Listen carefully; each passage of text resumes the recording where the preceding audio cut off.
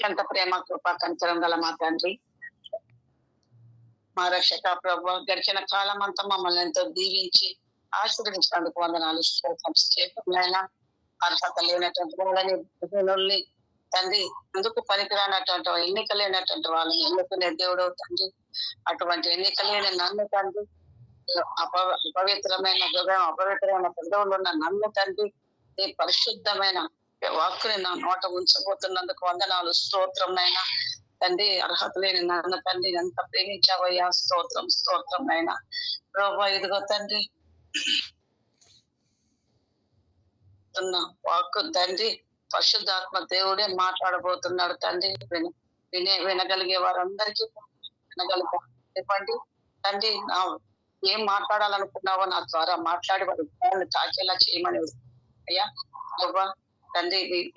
తండ్రి, పాస్టర్ గారి ద్వారా మమ్మల్ని నడిపిస్తున్న విధానాన్ని బట్టి నీకు వందనాలు. స్తోత్రం తండ్రి. అందుని బట్టి పాస్టర్ గారికి వందనాలు ప్రభా. ఇచ్చిన ఈ అవకాశాన్ని ధన్యతను బట్టి వందనాలు తెలుసు. ఇజ్రాయేల్ నామంలో ప్రార్థిస్తున్నాం. ఆమేన్ ఆమేన్ ఆమేన్ ఆమేన్.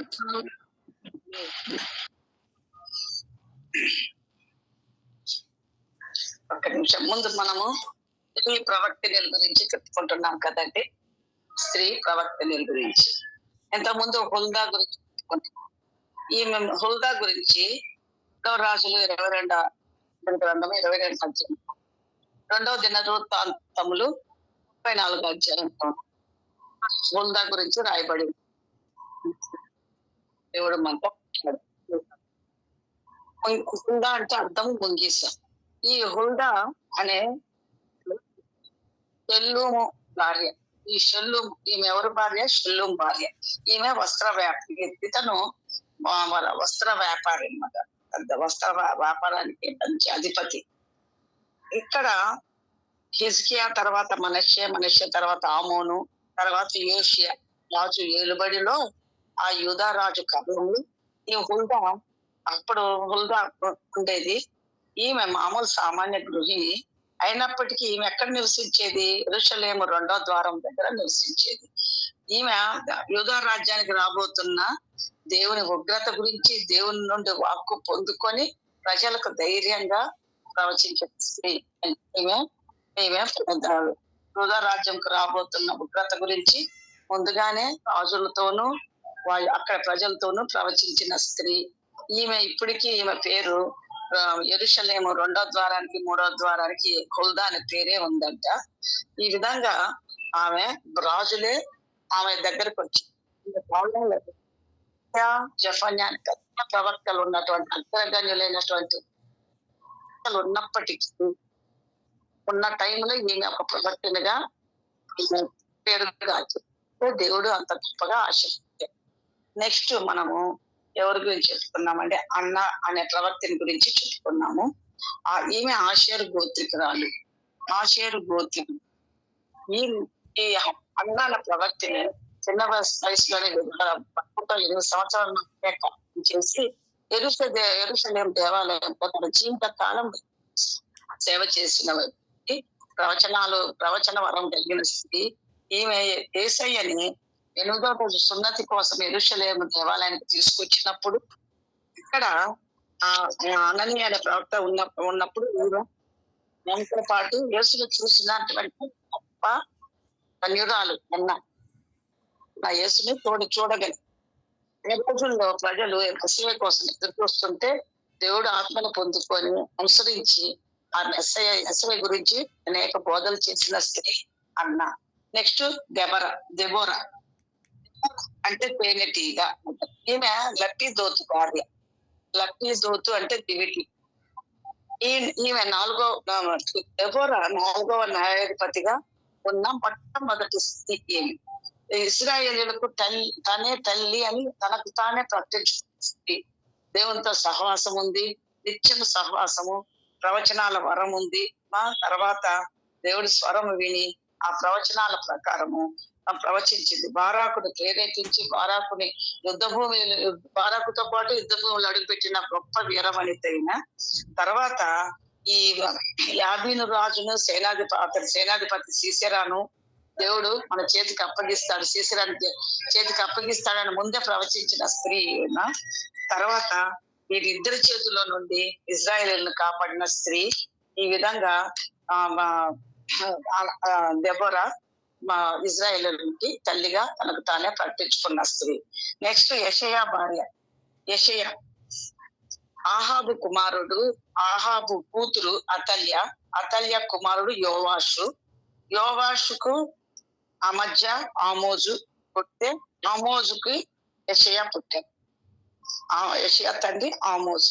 ఈ యెషయా భార్య, ఈమె పేరు లిఖించబడలేదు కానీ ఈమె గొప్ప, ఈమె యొక్క గుణాతిశయాలు అన్ని గొప్పగా వర్ణించారు, తెలియజేశారు. ఈ అంత గొప్ప అగ్రగణ్యుడైనటువంటి ప్రవక్తకు భార్య అయినటువంటి ప్రవక్త. ఈమె గురించి యెషయా గ్రంథంలో 8వ అధ్యాయం ప్రవక్త యొక్క మోతిని మనం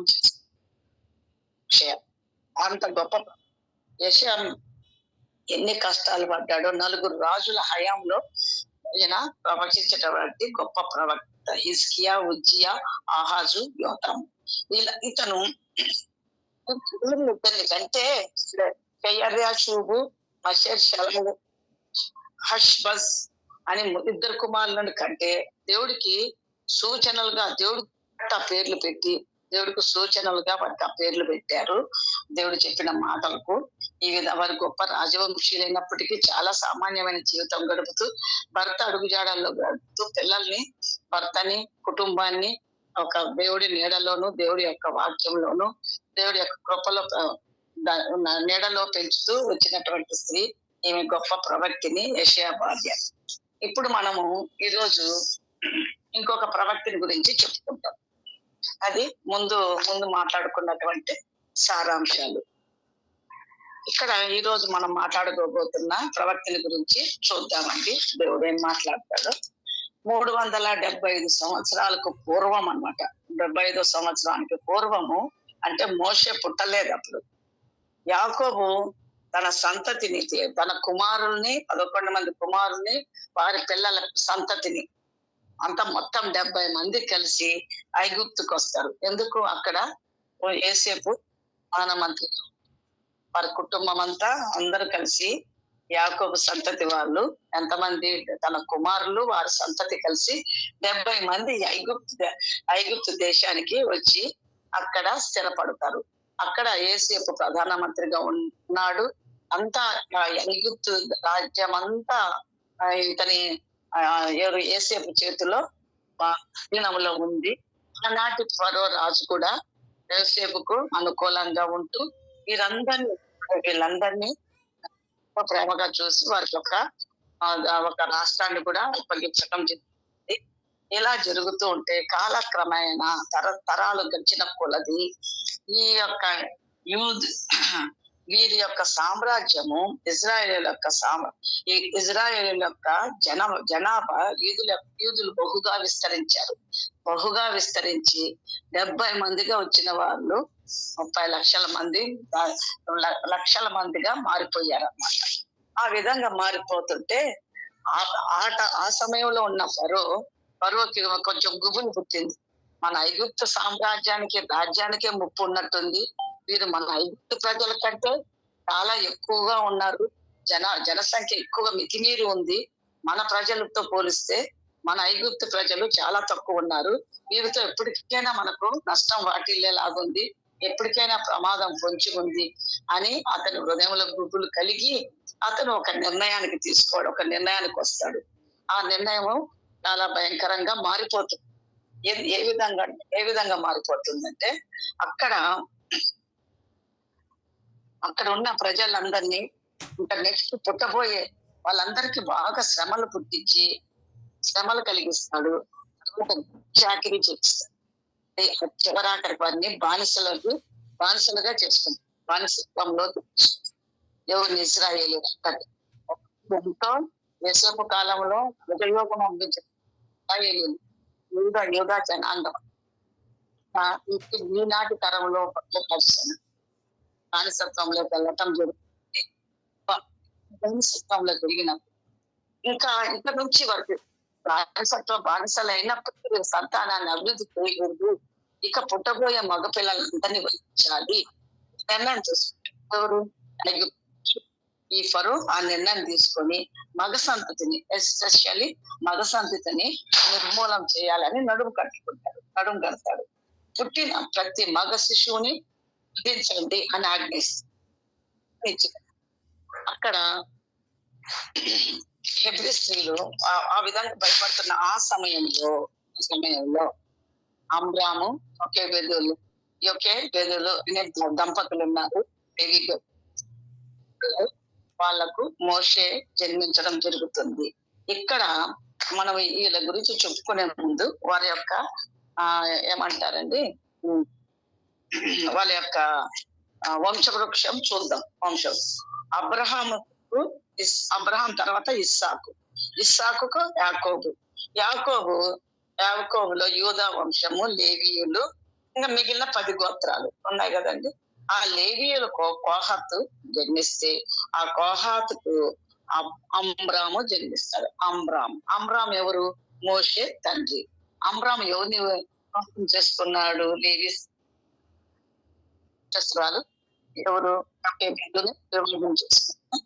వారికి 3 సంతానం. అమ్రాము ముగ్గురు సంతానం. వాళ్ళను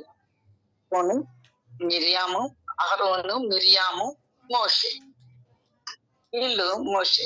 ఇప్పుడు లేవి గోత్రీయురాలైనటువంటి లేవి గోత్రానికి మూల పురుషుడైన లేవికి మునిమనవరాలైన మిరియాం గురించి మనం తెలుసుకోబోతున్నాం.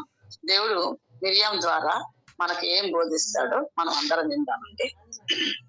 మిరియాం అంటే మీనింగ్ చేదు లేదా తిరుగుబాటు. మిరియాముకు మీనింగ్ ఏంటండి? చేదు లేదా తిరుగుబాటు. అంతకుముందు దెబోరా అంటే తేనెటీగ, తర్వాత హుల్దా అంటే ముంగిస, ఈ విధంగా తెలుసుకున్నాం కదా. అలాగే ఇప్పుడు మిరియాం అంటే చేదు, తిరుగుబాటు. ఇలాగా వ్యక్తులు బానిసత్వంలో ఎగుప్తు దేశంలో బాగా బానిసత్వంలో బతుకుతున్న రోజుల్లో వీళ్లకు మోషే జన్మించడం 3వ సంతానంగా మోషే జన్మిస్తారు. మొదట మిరియాము, అహరోను ఉన్నారు. ఆ టైంలో ఈ ఆజ్ఞ రాలేదు. మోషే పుట్టే టైం నేను తీసుకెళ్లి బుట్టలో పెట్టి పంపిస్తారు. రాజుకు గుబులు పెట్టి అప్పటి నుండి శని మోషే పుట్టే టైంకి ఈ రాజాజ్ఞ పాస్ అయింది. కానీ పుట్టినప్పుడు మోషే ఇదంతా మనకు నిర్గమకాండము 2వ అధ్యాయంలో ఉంటుంది. నిర్గమకాండము 2వ అధ్యాయం. ఆ స్త్రీ వాడు పుట్టిన అతను ఆ స్త్రీ గర్భవతి కుమార్ని కని. ఆ స్త్రీ అంటే ఎవరు? యోకేబెదు. వాడు సుందరుడై ఉండుట చూచి 3 నెలలు మనని దాచింది. 2వ అధ్యాయం ఉండవచ్చు. సో ఎలా ఉన్నాడండి మోషే? అతి సుందరుడై ఉంటాడు. తర్వాత వాళ్ళు దాచిపెట్టలేక ఏం చేశారు? ఇదంతా దేవుడి సంకల్పమే అనుకుంటాం. మోషే సుందరంగా పుట్టడం కూడా దేవుడి సంకల్పం. సుందరంగా పుట్టడం ఎలాగా మనం చూద్దాం. ఈ దాటించలేక ఏం చేసింది తల్లి? పాపం జమ్ము పెట్టి తీసుకొని దానికి జిగటమన్ను కీలును పూసి అందులో ఆ పిల్లవాణిని లోపల పెట్టేసి నైలు నదిలోకి వదులుతుంది. ఇది ఈ జమ్ము పెట్టులో పెట్టటము, ఇవే నైలు నదిలో వదలటము, ఇదంతా 6-7 ఏళ్ల వయసు ఉన్నటువంటి మిరియాము చూడటం జరిగింది. పక్కనే తల్లితో పాటు ఉంటుంది కదా. ఆ తల్లి ఆ జమ్ము పెట్టెను తయారు చేసేటప్పుడు ఎంత ప్రార్థన చేసిందో. జమ్ము పెట్టెకి కీలు పూసేటప్పుడు ఎందుకమ్మా కీలు పూస్తున్నావు అని మిరియాం అడిగిండొచ్చు. ఏదైనా మన పిల్లలు చిన్నప్పుడు మనం ఏం చేస్తున్నా అదేంటి, ఇదెందుకు, అదెందుకు అని అడుగుతారు కదా. అదే విధంగా ఈ మిరియాం కూడా తల్లిని అనేక ప్రశ్నలు వేసి ఉంటుందని మనం అనుకుంటున్నాము. ఈ విధంగా వేస్తే ఎందుకు అని అన్నప్పుడు ఆ మిరియాము దాని గురించి ఆమె చెప్పటం జరిగింది. ఈ కీలు ఎందుకంటే ఆనాడు నోవహు దేవుడు ఏం చెప్పాడు? గోడకు కీలు పూయమని చెప్పి. కీలు అంటే కప్పటం. కీలు అంటే ఏంటండి? కప్పటం. కప్పాడు. మనకు ఆనాడు మనం ఏదైనా తోటలో ఏదైనా తోటలో ఆదాము హవ్వ వాళ్ళు దేవుడు సాయం సమయంలో చల్లని వేళలో వారితో మాట్లాడడానికి దిగి వచ్చినప్పుడు వారు అంజూరపు ఆకుల్ని కప్పుకొని ఉన్నారు. ఎందుకంటే వారు పాపం చేశారు. ఆ పాపాన్ని అంజూరపు ఆకులతో కప్పుకున్నారు. అలాగే ఈ మా ప్రాయశ్చిత్తం అన్నమాట. తర్వాత మన యేసుక్రీస్తు ప్రభుల వారు కూడా మనకు మన పాపాలను ప్రాయశ్చిత్తముకై తన రక్తాన్ని మన పాపాల మీద పూసి ఆ సైతాన్ మనకు మన పాపాలు విలువ మీద చూపిస్తుంటే దాన్ని రక్తంతో తుడిచి కప్పేస్తాడు అన్నమాట. కప్పేస్తాడు అంటే మన పాపాలని కప్పేశాడు. ఆ విధంగా కీలు అంటే ఒక పాపాన్ని కప్పటము లేదా ప్రాయశ్చిత్తం. ఈ విధంగా అక్కడ నైలు నదిలో చాలా ముసళ్ళు ఉంటాయి. ఆ ముసళ్ళ బారిన పడకుండా మోషేను సంరక్షించింది దేవుడి సంకల్పమే. ఈ ఈ ఈ విధంగా అన్ని చెప్తున్నప్పుడు ఆ నైలు నదిలో కుమారుని వదిలేటప్పుడు తల్లికి ఎంత హృదయ బాధ ఉంటుందండి, హృదయ వేదన ఉంటుంది. ఇంకా తప్పక ప్రార్థన చేసి నా బిడ్డకి ఏం అవ్వకుండా కాపాడు అని చెప్తుంటుంది. ఆ టైంలో మిరియాము తల్లిని ప్రశ్నించుంటుంది, నీళ్ళల్లో వేస్తే తమ్ముడు మునిగిపోతాడు కదమ్మా అని అడిగింది. కానీ అక్కడ తల్లి మిరియాముకు విశ్వాస పాఠాలు నేర్పించుంటుందని నేను ఊహించుకుంటున్నాను. ఎందుకంటే మిరియాము దైవ భక్తిలో దేవుని సంకల్పంలో సాధకంగా వాడబడింది రాబోయే రోజుల్లో. అలా వాడబడాలంటే ఎవరో ఒకరు, ఆనాడు దావీదు చుట్టుపక్కల ఉదయమంతా పశువులను కాపరై గొప్పల కాపరై తిరిగి వచ్చి రాత్రి వేళల్లో చుట్టుపక్కల ఉన్నటువంటి ముసలి మొతక వాళ్ళందరి చేత వాళ్ళందరూ చెప్తున్న దేవుడు చేసిన అద్భుత కార్యాలను విని విశ్వాసాన్ని పెంచుకున్నాడు. దేవుడి మీద ప్రేమను పెంచుకున్నాడు. దేవుడు ఆజ్ఞానుసారుడై దేవుని ఇష్టానుసారుడైనాడు. అదే విధంగా ఈ మిరియాం కూడా తన తల్లి ఆ విధంగా బోధించుతుందని నేను ఊహించాను. ఆ విధంగా తన ప్రార్థన చేయటము, తల్లి ప్రార్థన చేయటము, దేవుడు తప్పక కాపాడుతాడనే విశ్వాసాన్ని ఆ మిరియాం తల్లి ద్వారా విశ్వాసాన్ని పెంపొందించుకునే ఉంటుంది. ఆ విధంగా ఏం జరుగుతుందో చూద్దామని కొంచెం జిజ్ఞాసతో ఆ నైలు నదిలో పెట్టె వదిలిన తర్వాత కనిపెట్టుకొని చిన్న బాలిక అయినప్పటికీ మిరియాము కనిపెట్టుకొని తన తమ్ముడు పరిస్థితి ఏమవుతుందో ఏం జరుగుతుందో అని చాలా ఉత్సుకతో చూస్తూ ఉంటే ఆ సమయంలో ఆ సమయంలో అది కొట్టుకొని పోతున్నప్పుడు ఫరో కుమార్తె స్నానాలు ఆడడానికి వచ్చినప్పుడు తన చెలికత్తను చూసి ఏదో జమ్ము పెట్టె కనిపిస్తుంది, ప్రవాహంలో కొట్టుకొస్తుంది, అదేంటో చూడండి అన్నప్పుడు ఆ చెలికత్త తీసుకొచ్చింది. ఇవన్నీ గమనిస్తుంది. చిన్న బాలిక అయినటువంటి మిరియాము గమనించి ఏం చేస్తుంది, ఎప్పుడైతే ఆ చెలికత్త ఆ యువరాన్ని ఫరో కుమార్తె దగ్గరికి తీసుకెళ్తుందో ఎంత తెగువ చూపించి ధైర్యంగా, ఆమెలో ధైర్యం ఇక్కడ ప్రస్ఫుటం అవుతుంది. ధైర్యంగా అక్కడికి వెళ్ళి ఆ బాలుని చూసి ఏడుస్తుంటే ఆ బాలుడు ఆ ముఖానికి మరో కుమార్తెకు చాలా బాధ, జాలి కలుగుతుంది. ఆ కనికరం పుట్టించింది కూడా దేవుడి సంకల్పమే. ఆ విధంగా ముసళ్ళు ఏమి కాకుండా వెళ్ళి యువరాణి చేతిలో పడటం కూడా దేవుడి సంకల్పమే. ఈ విధంగా అంతటితో యువరాణి వెళ్ళిపోయిందిలే, ఇంటికి వెళ్ళిపోదాం అనుకోలేదు మిరియాము. ఆమె పట్టుదల, ఆమె యొక్క జ్ఞానము, వివేచన చూడండి ఎలా ఉందో. అక్కడికి వెళ్తుంది, ఆ తెగువ చూడండి, ఆ ధైర్యంగా వెళ్ళి ఏమని అడుగుతుంది. అప్పుడు వాని అక్క ఫరో కుమార్తెతో, నీ కొరకు ఈ పిల్లవాణి పెంచుటకు నేను వెళ్ళి హెబ్రీ స్త్రీలలో ఒక దాదిని పిలుచుకొని వస్తున్నా అని అడిగింది. చూడండి ఏమడిగింది, యువరాణి దగ్గరికే ధైర్యంగా ఏకంగా వెళ్ళిపోయి ఎవరు నువ్వు ఎందుకు వచ్చావని వాళ్ళు అడుగుతారనే భయం కూడా లేకుండా ధైర్యంగా వెళ్ళిపోయి ఈ బాలుడు కోసము ఒక హెబ్రీ స్త్రీని దాదిగా తీసుకొద్దునా అని ఆ యువరాణిని డైరెక్ట్ గా అడగగలిగింది. అంత చిన్న బాలిక. అక్కడ ఆమె హృదయం మెత్తపరిచాడు దేవుడు కాబట్టి ఆమె ఓకే చెప్పింది. సరే అని చెప్పగానే అక్కడ చూడండి ఎంత వివేచనాత్మతో ప్రవర్తించింది.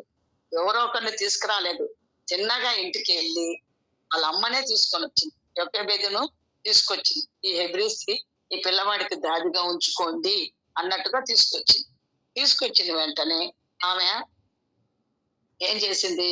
ఫరో కుమార్తె తీసుకొని ఈ పిల్లాడికి పాలిచ్చి పెంచమని చెప్పింది. ఇప్పుడు మోషే ఆమెకి దాదిగా తల్లి, సొంత తల్లి దాదిగా ఉన్న మోషేకి తల్లిగా ఫరో కుమార్తె ఉంది. ఫరో కుమార్తెకు కొడుకుగా మారుతుంది. అనేసి ఎక్కడ రాజ మందిరం చూడండి, బానిస బతుకుల్లో నానా శ్రమలు పొందుతున్నట్టు, బహు శ్రమలు పడుతున్నటువంటి కుటుంబం నుండి వచ్చి రాజమందిరంలో ఉండడానికి, ఆ యువరానికి కుమారుడుగా ఉండడానికి దేవుడు ఎంత ప్రణాళిక చూడండి. దేవుడు అందరి పట్ల ప్రణాళిక కలిగి ఉంటాడు.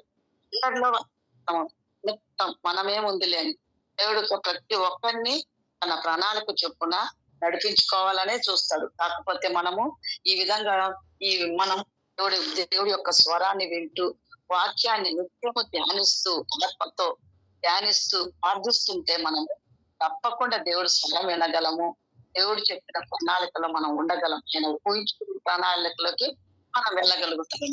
యోకేబేదు చేసిన ప్రార్థన, ఆమె చెప్పినటువంటి విశ్వాస యొక్క ఆ కథలు, పూర్వము అబ్రహాము, ఇస్సాకు, యాకోబుకు దేవుడు ఏ విధంగా తోడుగా ఉన్నాడు, ఏ విధంగా నడిపించాడు, ఎలా ఉన్నాడు అని ఈ అన్ని విషయాలు చెప్తూ ఆ కుమారుని పెంచేటప్పుడు దేవుణ్ణి ప్రార్థించటం, దేవుడి దగ్గర విన్నవించుకోవటము, కన్నీరు కార్చడం, ఇవన్నీ మిరియాం చూసింటూ చూసే అటువంటి విశ్వాసాన్ని పెంచుకుంటే, అటువంటి ధైర్యాన్ని, దేవుడే ఆ ధైర్యాన్ని, యెహోవా యందు భయభక్తులు కలిగిన వారికి బహు ధైర్యము కలిగి ఉంటుందన్నమాట. అందుకని ఆ ధైర్యముతో ఆమె యువరాణి దగ్గరికి వెళ్ళి తర్వాత దేవుడు ఒక ప్రణాళిక ప్రకారము తన సంకల్పాన్ని ఏర్పాటు చేసి ఈ మిరియాముని ఒక సాధకంగా మిరియాముని సాధకంగా వాడుకున్నాడని. అలాగే మిరియాముకు తన తలాంతులన్నీ దేవుడి కోసమే అర్పించింది. తన తలాంతుల్ని దేవుడి కోసమే వాడబడింది అనమాట. మిరియాముకు ప్రవచన వరం ఉంది, గాత్రం ఉంది, గానం ఉంది, నాట్యం ఉంది. ఆమె దేవుని ఆత్మతో దేవుని మహిమపరచాలన్నప్పుడు ఆమె తన్ను తాను మైమర్చిపోయి లయబద్ధంగా నాట్యమాడిన స్త్రీ. ఈమె గొప్ప ఆరాధికురాలు. మిరియాము ఎవరండి? గొప్ప ఆరాధికురాలు.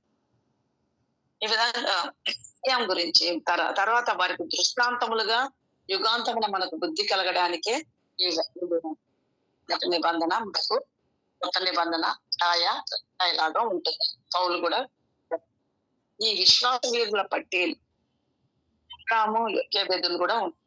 వీరు ఎంత ప్రార్థన చేసింటారు, ఎంత విశ్వాసం ఉంటుంది, ఎంత చేసింటే ఒక్కరు పిల్లలు దేవుడి యొక్క పరిచర్యలో వాడబడతారండి.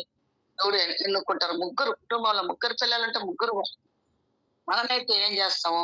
పిల్లల్ని పుట్టినప్పటి నుంచి డాక్టర్ని చేద్దాం, ఇంజనీర్ని చేద్దాం, కలెక్టర్ని చేద్దాం, ఈ ఉద్యోగం గొప్ప సంపాదించాం, సమకూరుస్తాం, వీళ్ళకు మంచి మంచి వివాహాలు చేద్దాం, వీటి గురించే ఆతన పడుతుంటాం, వీటి గురించే బాధపడుతుంటాం. మన ఎవ్వరము దేవుడికి సేవకు అర్పించాలని మీకే ఉందో లేదో నాకు లేదు, ఎప్పుడు నా బిడ్డలకు రక్షణ ఇవ్వండి, మారు మనసు ఇవ్వండి, ఇదే ప్రార్థన చేసేదాన్ని. నాకు తెలియదు. తర్వాత ఏసే దేవాలయం వీళ్ళు ఎవరు ఇమ్మాన్యుయల్ గారు చేసే ప్రార్థన అవును కదా, నేను కూడా నా బిడ్డలు దేవుడు సేవకులుగా చేయండి ప్రభు అని అడగలేకపోయాను అని అప్పటి నుండి అడుగుతున్నా. వీరు ఏ విధంగా దేవుడు సేవ చేయాలి, వీరు ఏ విధంగా దేవుడు సేవ చేయాలి ప్రభు అని అడుగుతున్నా. ఈ విధంగా మోషే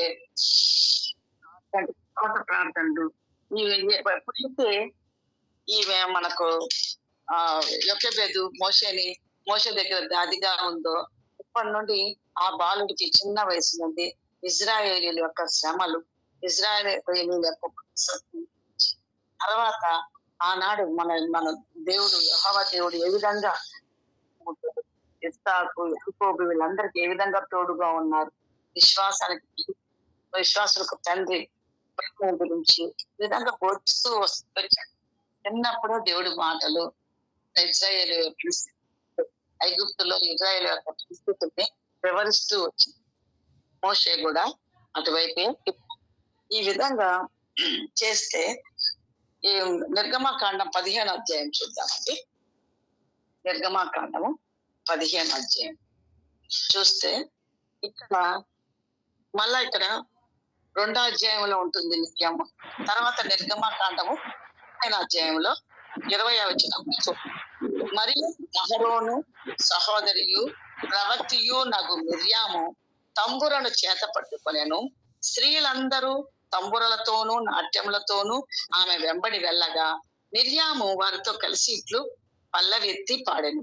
యెహోవాను గానం చేయుడి, ఆయన మిగి అతిశయించి జయించి గుర్రమును దాని రౌతును సముద్రమును ఆయన కులద్రోసి. చూడండి, నిర్గమాకాండం 15 అధ్యాయము 20వ వచనం. వీలుంటే తీయండి. మిర్యాము గురించి అక్కడ మళ్ళా ప్రస్తావన జరుగుతుంది. ఆమె ఎర్ర సముద్రాన్ని మన యెహోవా దేవుడు ఇజ్రాయేలుల్ని ఆ ఫరో సైన్యం రథములతో తరుముకొస్తున్నప్పుడు మనందరికీ తెలిసిన విషయం. తరుముకొస్తుంటే ఏం జరిగింది? ఆ ఎర్ర సముద్రం వచ్చేసింది. ముందు ఎర్ర సముద్రం, వెనక ఫరో సైన్యం. ఏం చేయాలన్నప్పుడు మోషే దేవునికి ప్రార్థించినప్పుడు దేవుడు మోషేతో పైకెత్తమనగా ఎర్ర సముద్రం 2 పాయలుగా చీలిపోయి ఆరిన నేల ఏర్పడింది. ఎంత అద్భుతం, ఎంత ఆశ్చర్యం! ఇజ్రాయేలులందరికీ చాలా ఆశ్చర్యం కలిగింది. ఆశ్చర్యంలో వెనక సైన్యం యొక్క గుర్రపు చప్పుళ్ళు ఆ విని పరిగెత్తారు. ఆ నేల మీద తన గొర్రెలు, బాతులు, తమతో తీసుకొస్తున్న సమస్తము తీసుకొని పిల్లలు, పెద్దలు, ముసల మొత్తం బయలుదేరి సంతోషంతో హృదయం అంతా సంతోషం ఉప్పొంగి దేవుడి కార్యాలు, అద్భుత కార్యాలు ఆ విధంగా మనం చూసినప్పుడు మనం కూడా ఎంతో సంతోషంతో స్తుతిస్తూ పాడాలి, ఆరాధించాలి, నాట్యంతో. అటువంటి దేవుడు ఆత్మతో నింపబడాలి కూడా.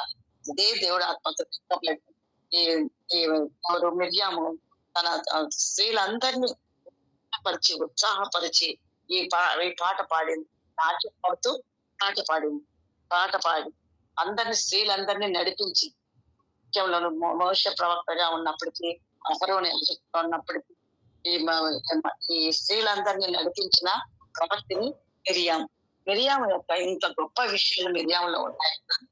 అయినప్పటికీ మిరియాములో చిన్న అవిధేయత మిరియాముని చాలా దేవుడి యొక్క ఉగ్రతకు లోనైపోయింది. అదేంటి సంఖ్యాకాండం 12వ అధ్యాయం. మిరియాము చేసిన పని మిరియాం మీద దేవుడి యొక్క కనిపిస్తుంది. సంఖ్యాకాండం 12వ అధ్యాయం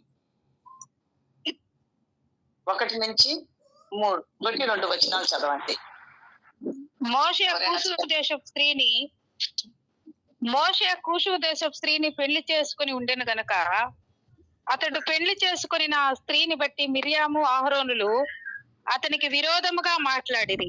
వారు మోషే చేత మాత్రమే యెహోవా పలికెనా, ఆయన మా చేతను పలికింపలేదా అని చెప్పుకొనక యెహోవా ఆ మాట వినెను.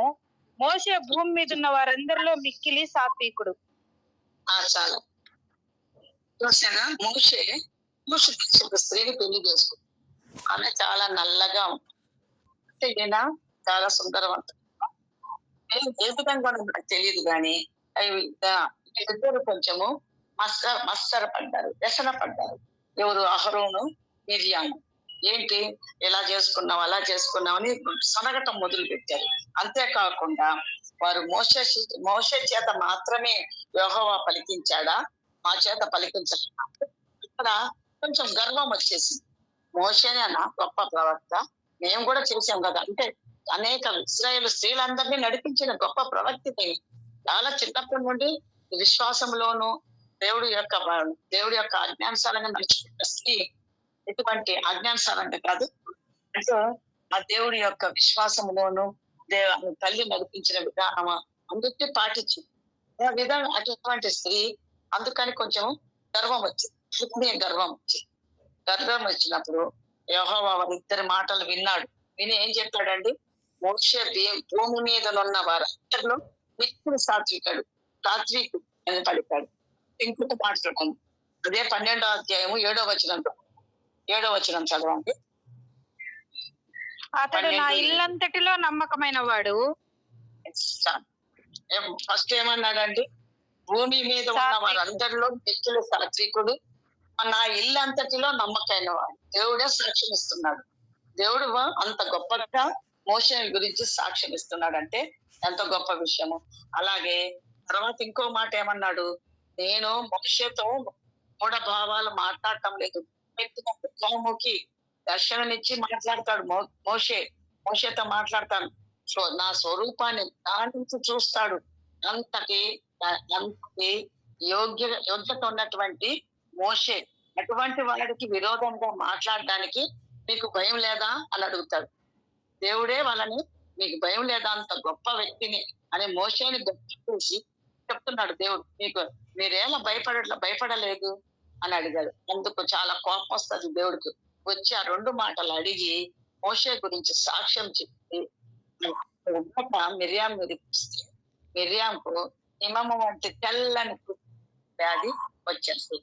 అప్పటికి మిర్యాంకు కుష్టు వ్యాధి రాగానే అహరోను వెంటనే పశ్చాత్తాపడి సాష్టాంగ పడిపోయి, అయ్యో నా ప్రభువా, 11వ వచనంలో, అయ్యో మా ప్రభువా, మేము అవివేకులము, పాపులమైన మేము చేసిన ఈ పాపమును మీద మోపద్దు ప్రభువా అని పశ్చాత్తాపడతాడు, దేవుని వేడుకుంటాడు.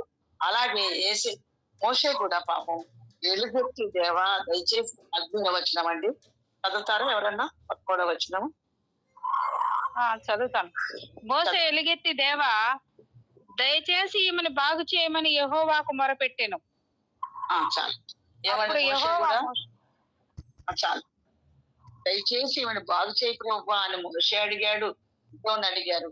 అడిగిన వెంటనే మోషే ఎప్పుడు ఇజ్రాయేల్ పక్షాన కూడా ప్రభా ఇది ఒకసారి క్షమించని అడుగుతూ వాళ్ళ పక్షాన దేవుడికి వాళ్ళకి మధ్యవర్తిగా ఉంటూ వేడుకుంటుండేవాడు. అలాగే మిర్యాం పక్షాన కూడా నిలబడి క్షమించు ప్రభు అని పెట్టాడు. చేయమని బాగు చేయమని మొక్కు పెట్టుకుంటూ దేవుడు కనికరపడి దేవుడికి తగ్గి ఆమెని 7 రోజులు పాలెంలో ఉంటుంది. 7 రోజుల తర్వాత మళ్ళా తిరిగి ఇక్కడికి వస్తుంది.